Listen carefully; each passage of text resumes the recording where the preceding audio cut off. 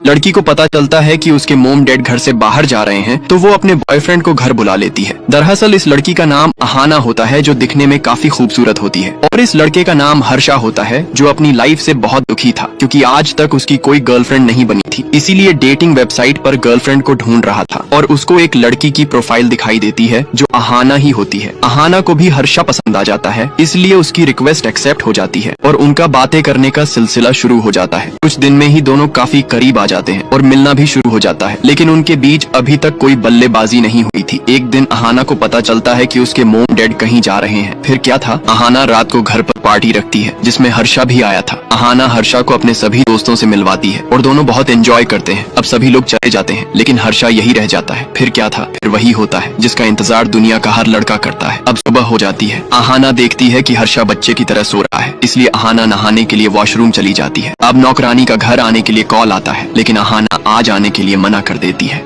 रात क्रिकेट खेलने के बाद सुबह हो जाती है। अहाना बोलती है कि अब तुमको जाना चाहिए क्योंकि घर पर कोई भी आ सकता है, लेकिन हर्षा का अभी मन नहीं भरा था। वो जैसे ही गेट खोलने को होती है वो देखती है कि बाहर उसके मोम डैड होते हैं। वो हर्षा को अंदर जाने को बोलती है। अब उसकी फट जाती है। उन दोनों के कुछ समझ में नहीं आता। अहाना उसको कबर्ड में छुपने को बोलती है और अहाना बाहर आकर गेट खोलती है। मोम डैड के साथ गाँव से उसके दादा और भाई भी आए थे। अब अहाना पूरी फंस गई थी और हर्षा तो कैसे करके जान बचाने की सोच रहा था। अहाना देखती है कि हर्षा कबर्ड में छुपा है। वो बस यही सोच रही थी कि हर्षा को कैसे घर से बाहर निकाल सके। अहाना अब अंदर चली जाती है। हर्षा मौका मिलते ही वॉशरूम में चला जाता है। तभी अहाना की मम्मी भी वॉशरूम जाती है। तभी अहाना आ जाती है। मम्मी बोलती है गेट अंदर से लॉक कैसे है। अहाना बोलती है कि अंदर मेरी फ्रेंड स्वाति है। हर्षा की हालत तो कुत्ते जैसी हो जाती है लेकिन उसकी मम्मी भी सयानी होती है। वो वहीं बैठ जाती है। अब अहाना स्वाति को कॉल करके बोलती है कि तू हर्षा के पास अपनी वॉइस रिकॉर्डिंग भेज। अब हर्षा के पास स्वाति का वॉइस मेल आता है जिसमें स्वाति की आवाज आती है और हर्षा स्वाति की वॉइस उसकी मम्मी को सुनाता है जिससे उसकी मोम को विश्वास आ जाता है।